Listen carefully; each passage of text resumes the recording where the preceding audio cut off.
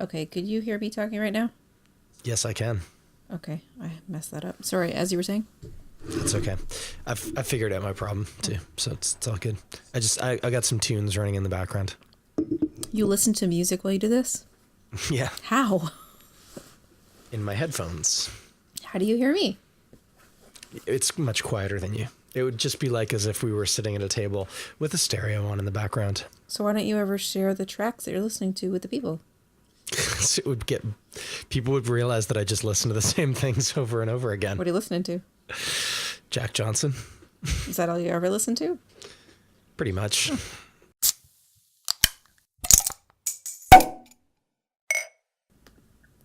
Welcome to the Toronto Beer Podcast. In this season 2, episode 4, I believe is what I put on the file name. And that's what I'm going to go with. Mandy, how are you doing tonight? I'm great tonight, Chris. How are you doing? I'm good. I've got a bit of a jazz voice going on. You do. Apologies to our friends out there in podcast land. I could do a jazz radio show, though. I call this my jazz voice. So I can be like, yeah, that was that last track. That was John Knoll, recorded right here in Toronto. Wonderful song, that. See, that's what everyone on the jazz radio station sounds like. You can count me out for that one and find a new co-host.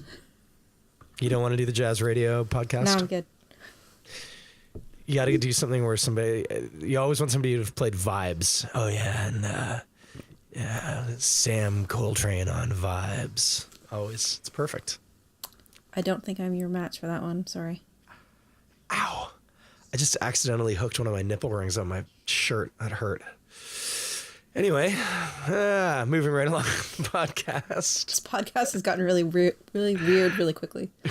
Yeah, we really took a left turn right out of the gate there. What happened there? Let's get back to the notes.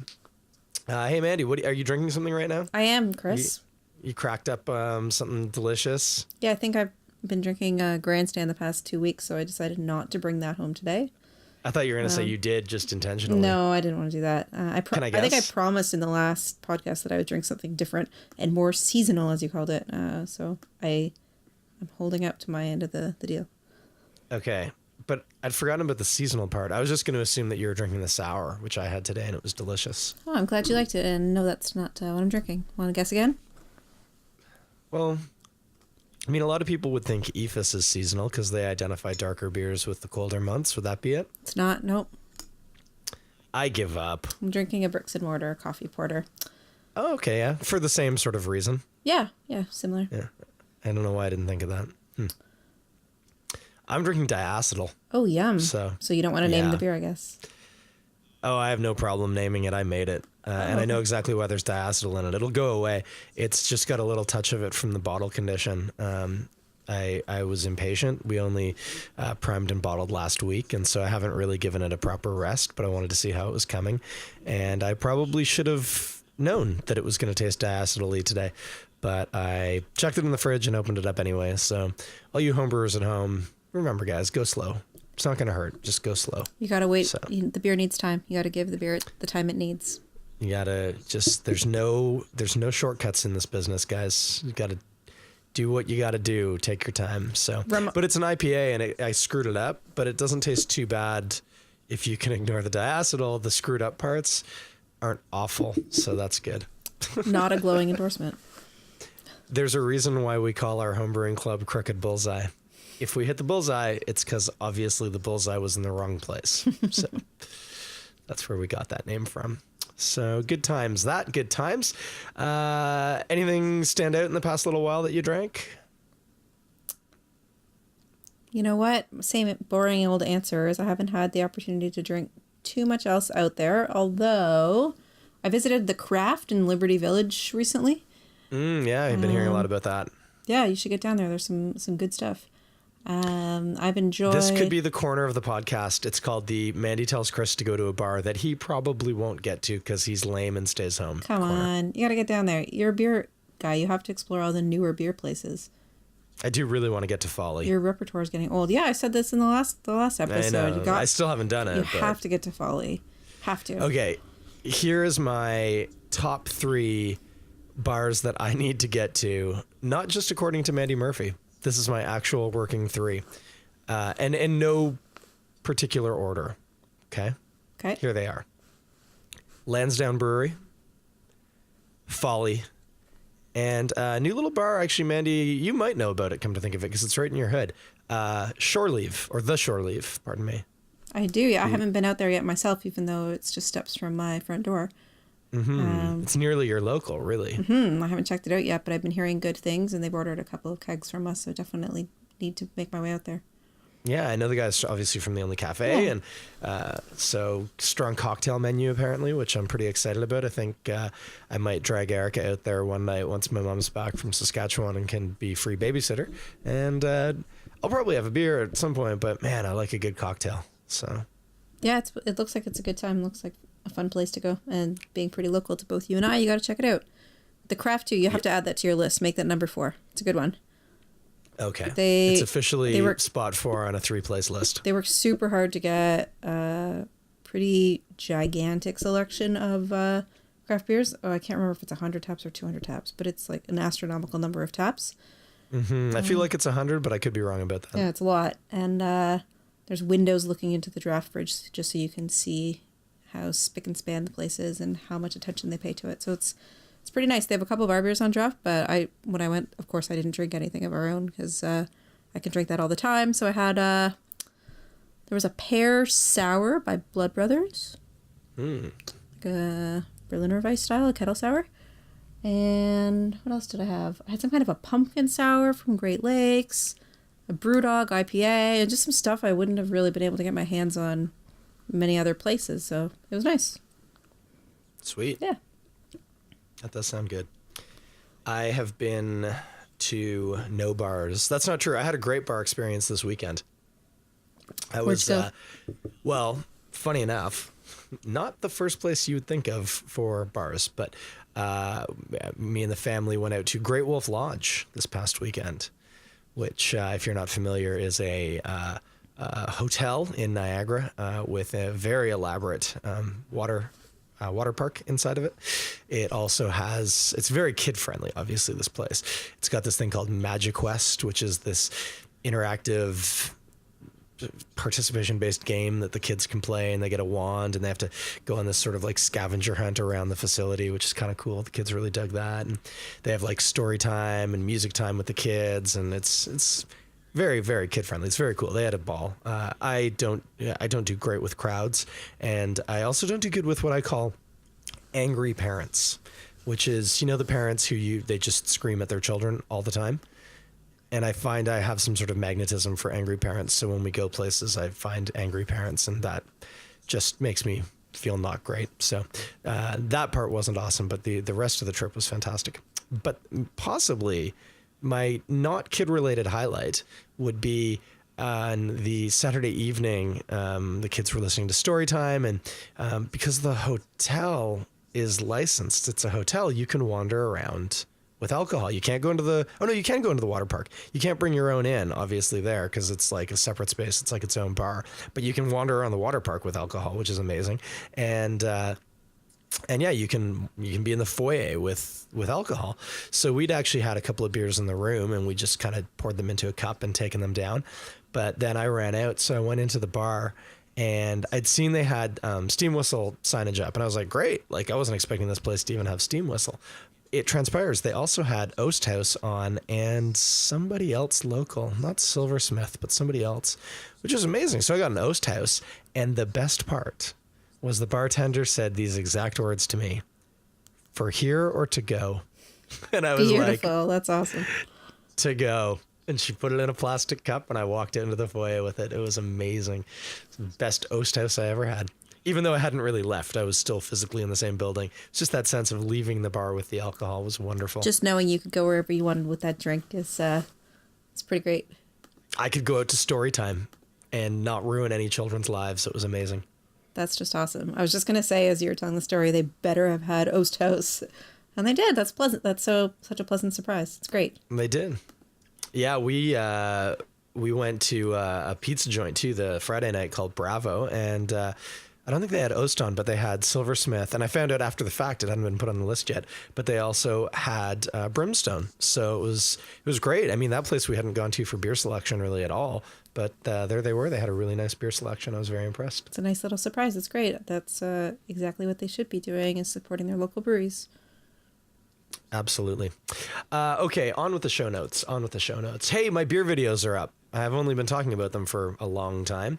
And so it's called Sight Glass Videos. You can look me up on YouTube. Just search Sight Glass Videos. There's the introduction video, which will explain the name. So don't bother asking. There's already a video that covers it. And then the first episode featuring Brian O'Donnell from Bose. And actually, by the time you're listening to this podcast, the second episode, which is covering crowlers with Dana Guy from Tooth and Nail, will also be up. So just moving right along. In fact, as you're listening to this podcast, there is a good chance that I will be working on editing up Open Fermentation with Ron Keefe from The Granite. So very excited about that. So if it sounds like Chris isn't paying attention, it's because he's not. What, right now tonight? Right. No, I actually even closed Premiere. The only Adobe program I have open right now is Audition, and I'm recording on it. So Good stuff. My attention is wholly yours, Mandy. Wholly yours. Okay, that's it. That piece just flew by. So we talked about the Alberta anti-competitive tax scheme on beer. And sure enough, here we have it from the Edmonton Journal. The first craft brewery has publicly pulled out of selling in Alberta, and it's our good friends up at Muskoka. They have said, nope. We are shutting down our Albertan sales operation come the year's end because we just can't compete at these prices. And I agree. Good for them. I would have done the exact same thing had I been in their position. They invested significantly to enter that market. You need to invest significantly if you want to enter any new market. Like you can't just arrive. You need to hire and train and invest in marketing materials and build relationships with retailers. And it's like they spent all this time and energy doing that. And then the tax changes are just basically a slap in the face. So I don't blame them at all for walking. I just feel for the entire team that they had just brought on board and all the training they had been doing out there. Like, that really sucks. Yeah, really sucks. Yeah, it's interesting because, of course, part of the argument is, this is good for business, for local businesses, gives them a break. But yeah, just because the business isn't local, undoubtedly Muskoka would have hired salespeople within the province. They would have had to. It's the only way they could have gotten into all the stores.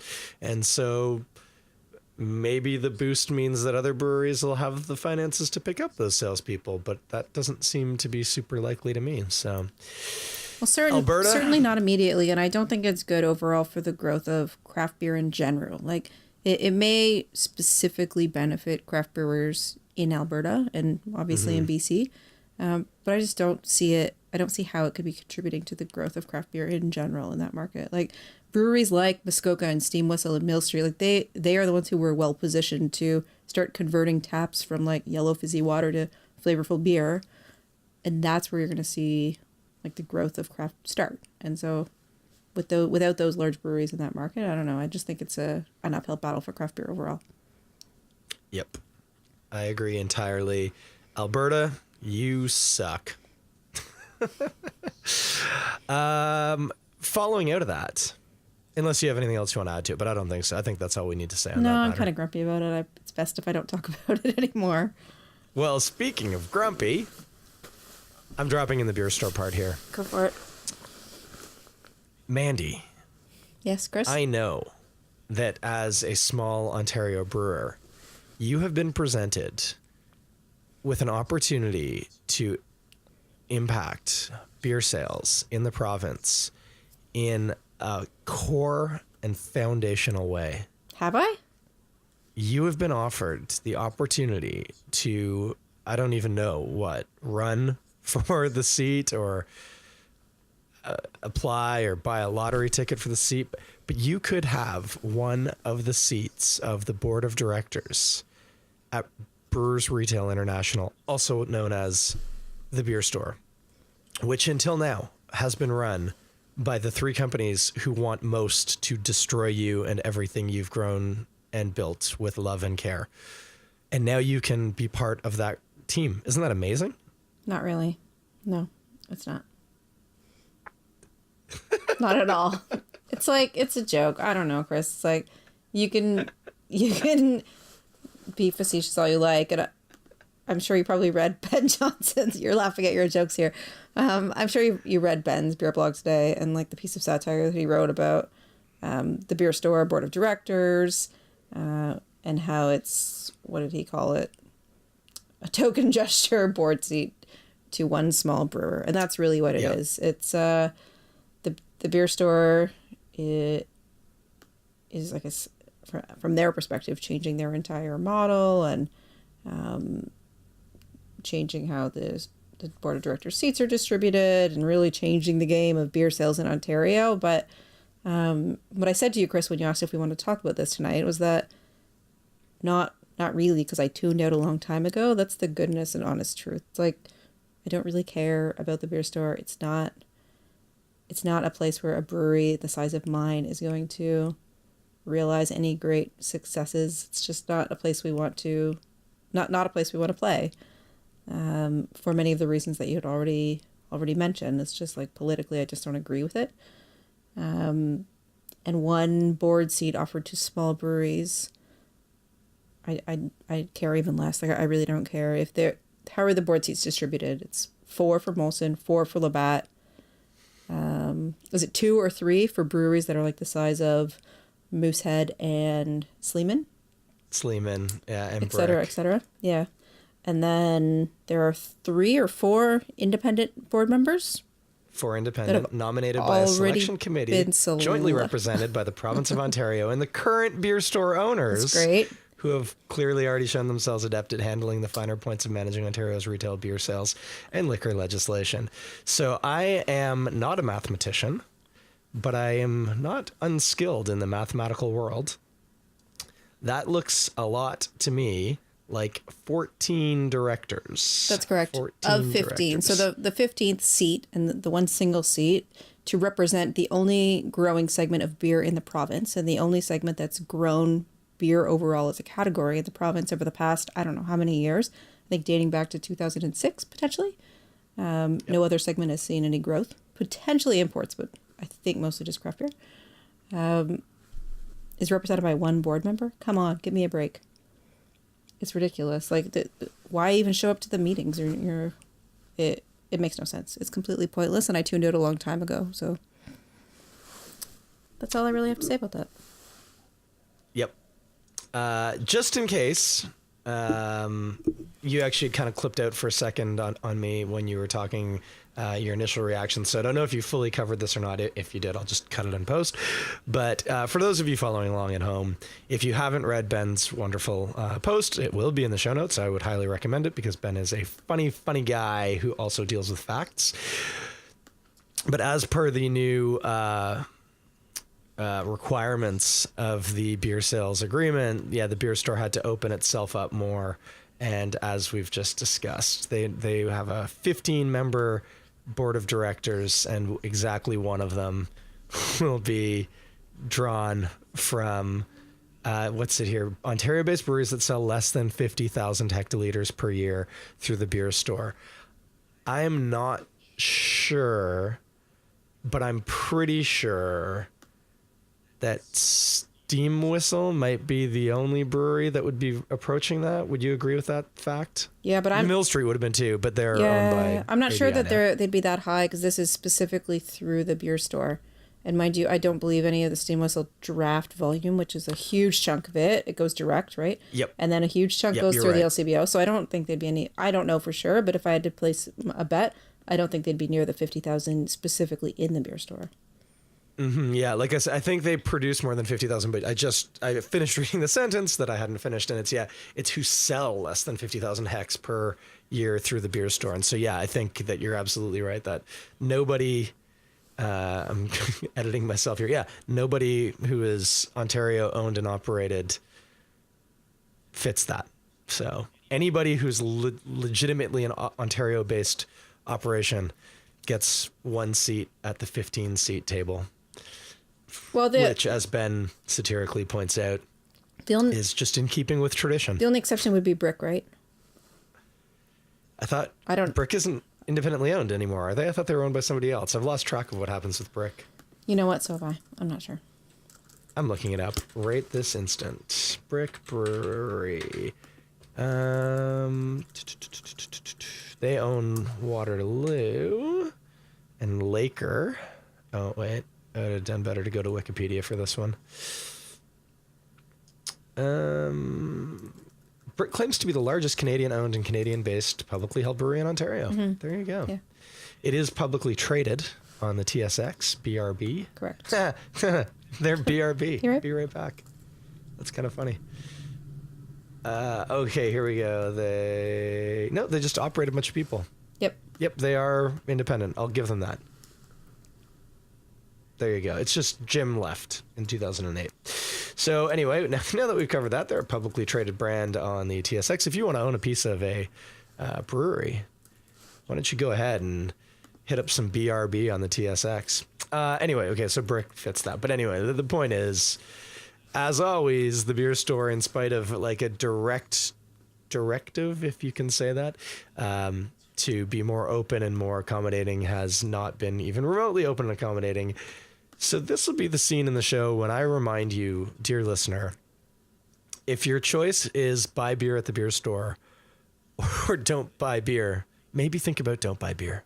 Maybe make your own, or maybe go someplace else, because unless you live in a very, very rural neighborhood, there's likely a brewery within a reasonable drive that you could probably procure your beer directly from. There are now over 200 in the province. So get out and support your local brewery. I agree with you, Chris, but I also don't agree with you on semantics there. If you must buy beer at the beer store because you have no other options for buying beer, I see where you're going. You should choose beer from a brewery that has absolutely no say, even though they may have somebody who's a shareholder or who sits on the board of directors in that one single seat. But if more people didn't buy beer from a small brewery at the beer store, the small brewery will eventually say, this isn't worth my while paying my competition to list a product that isn't selling well. I'm going to stop paying them to list a product that isn't selling well and focus on markets where I do sell well. So that's my thoughts. Yeah. But I don't know. Okay. Hey. We're in the business of selling beer, Chris. Well, I'm not. I'm in the business of buying beer and drinking beer. I meant we, like me and the other brewery people. Yeah, no, and I totally get that. And you make decisions based on what you think is going to benefit the beer sales the best, your bottom line the best. And if people opted to make the beer store an unattractive option to craft brewers, then they wouldn't support that model. The reason why people sell at the beer store is because people will buy it there. Agreed, so but I have as a craft brewery owner, like just to play devil's advocate here, as a craft brewery owner in Toronto, I have a lot of avenues and opportunities and sales channels by which to get my beer to people and to access the consumer. One of them is my own brewery store. The other is the LCBO. They've happened to taken on one of our listings, and everything else would be through a licensee partner.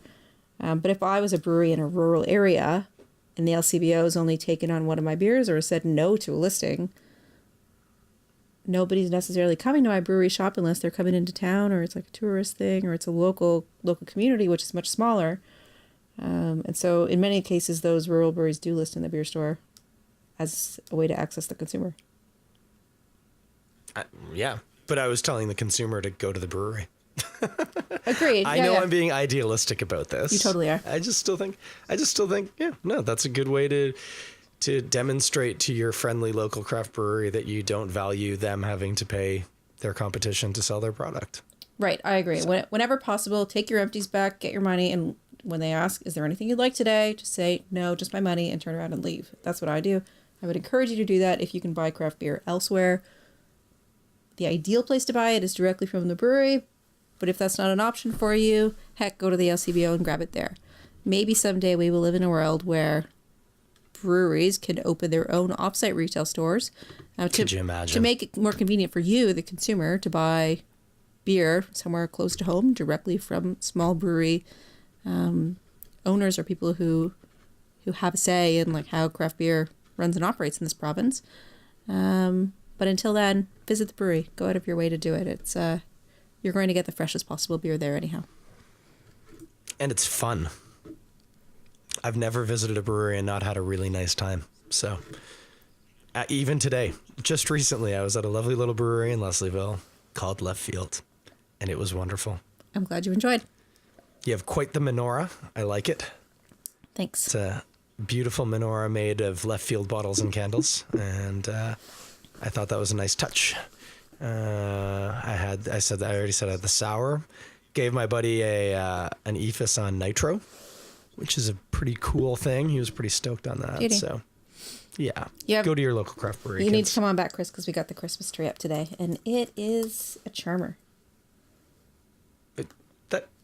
I left at like 3:30. It wasn't that long ago. Yeah, I put the tree up at 4.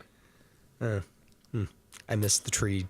If you ever wanted to see decking. a tree covered in old packaging garbage covered in sparkles, our brewery is the place to be.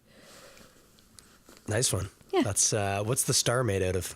A can. We took the shrink wrap off the can, and Mark cut the can in a way that it made all these springy, coily things that are on the top of the tree. We haven't really named what it is yet. It's not a star. It's not an angel. It's like a springy can thing. Not a great name.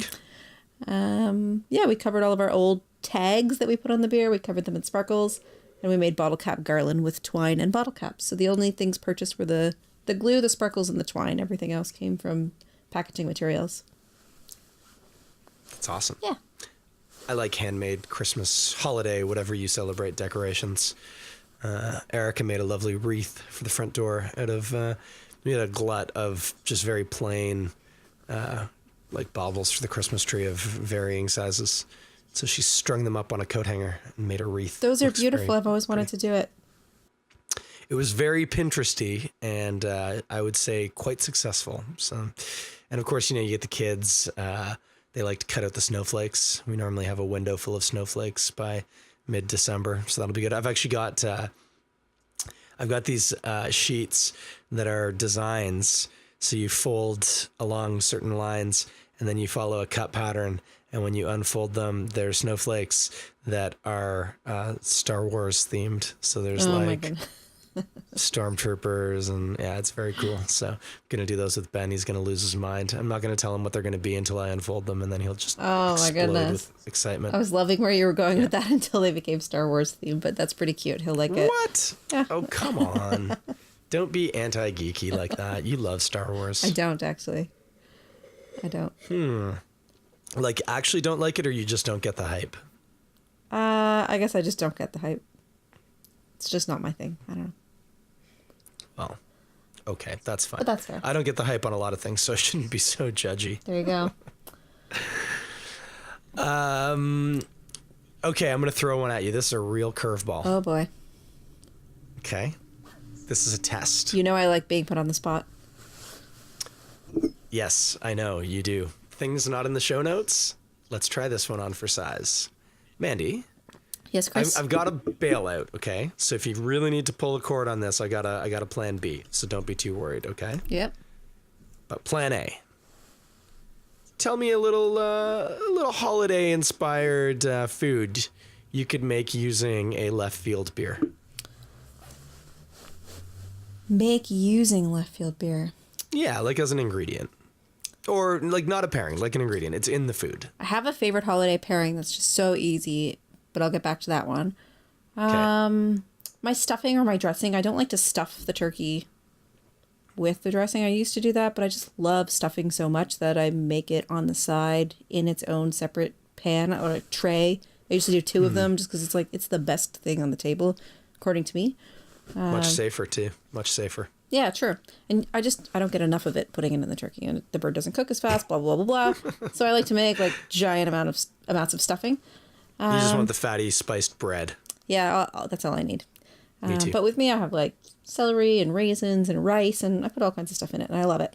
That's my mom's recipe, and then I've sort of like taken a bit of creative license on my mom's recipe and adapted it over the years. You've open sourced it. Yeah, so back in the day, I was using like a spiced cider to make the stuffing, and this year, and I don't know if it'll work well or not, but I was thinking of trying some like spicier holiday ales or spiced beers. And I know we talked last week about how that's not my favorite style or my go-to style for holiday drinking, but I think it would be really nice to make the dressing or the stuffing with that. And I'm gonna give it a go. I don't know how it'll work, but it's a point of inspiration for me this year.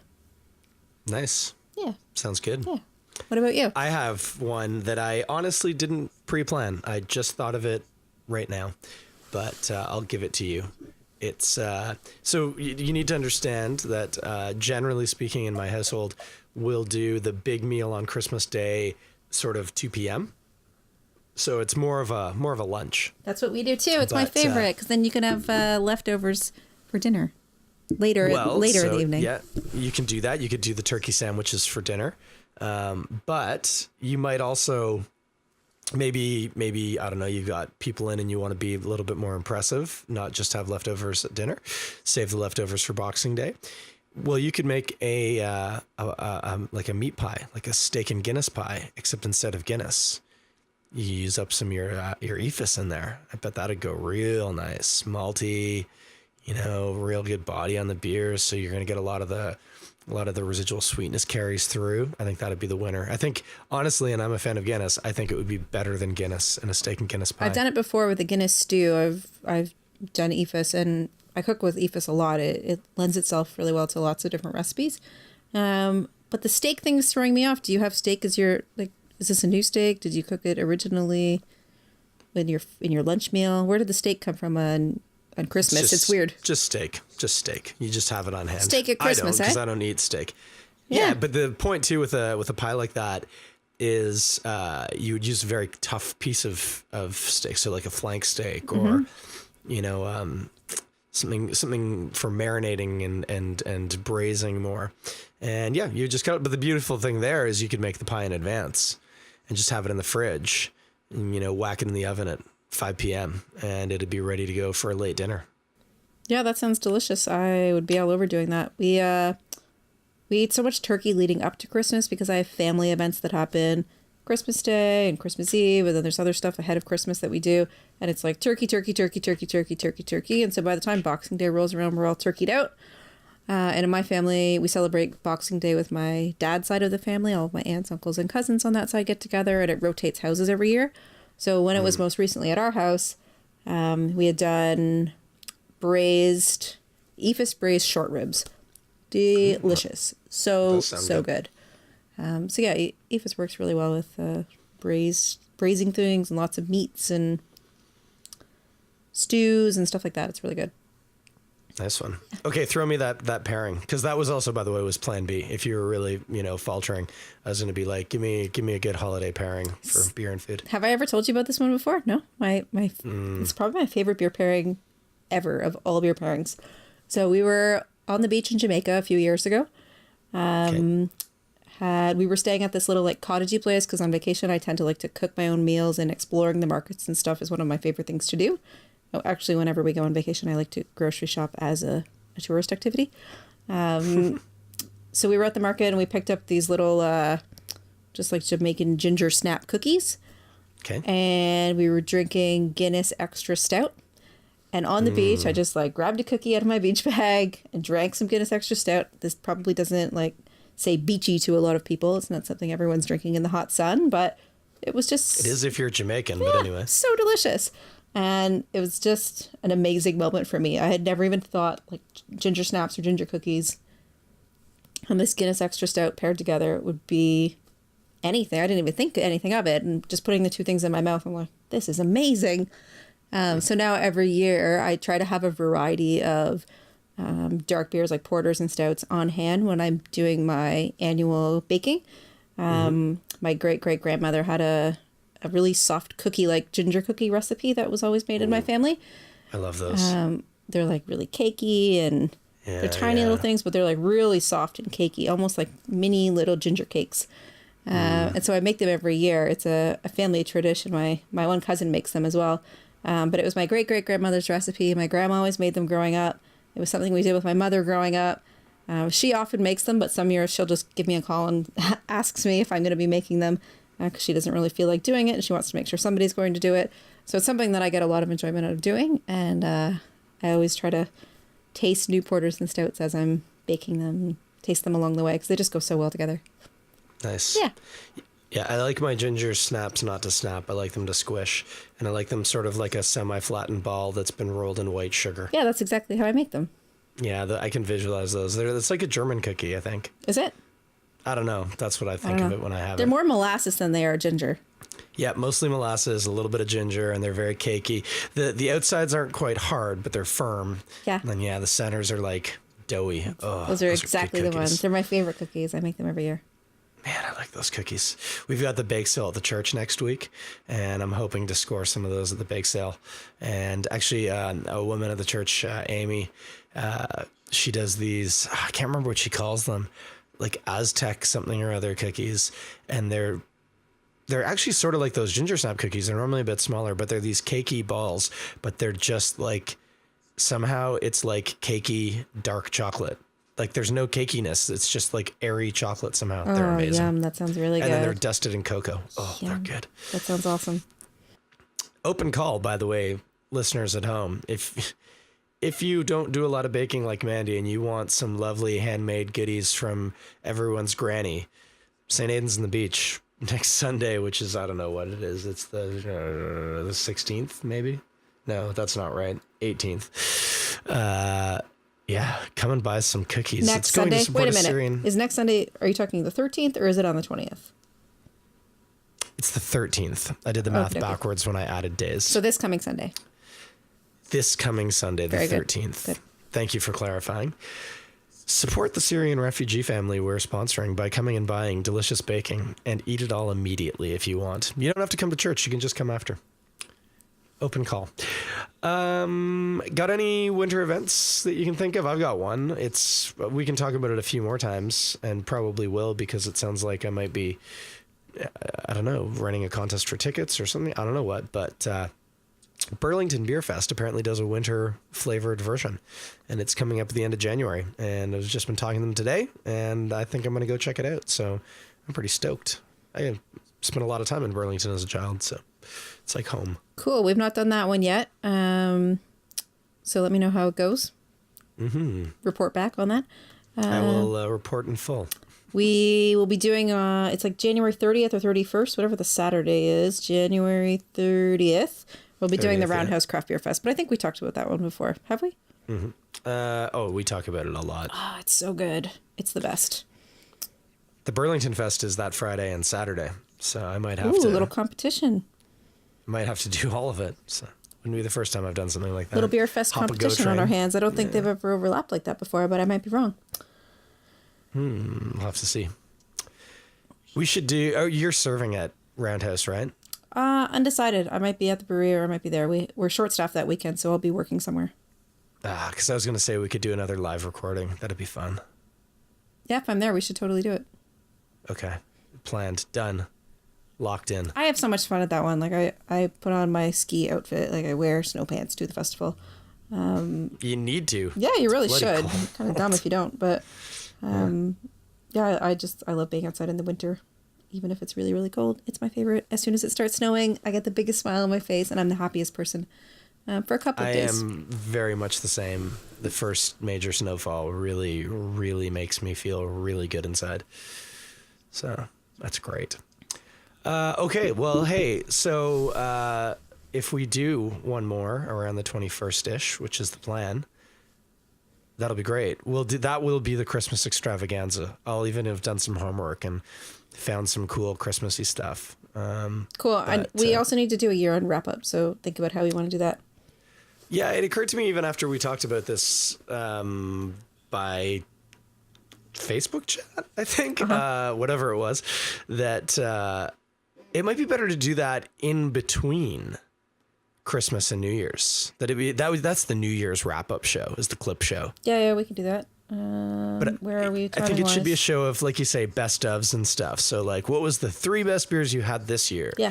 What was the 3 best beers you had this My favorite thing ever growing up was the Ed the Sock year-end thing.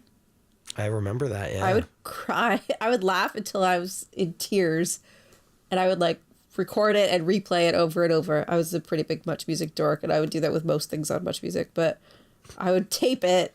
Actually, I just acquired these tapes from my sister. They're now in my possession. I can't wait to hook up a VCR and start watching them. But we would record things on Much Music and then rewatch them and rewatch them and rewatch them until the tapes wore out. Nice. So I'm sure as I go through, start watching some of them over the holidays, I'll find some Ed the Sock, like year-end reviews or whatever he called that thing. I wish I could remember what it was called. Yeah, it wasn't year-end review. It was something, though. But I remember watching those. I'm gonna seek it out because it was one of my favorite things growing up, and I only wish that we could be half as funny as he was in our year-end review. Yeah, that'll be a stretch for me anyway.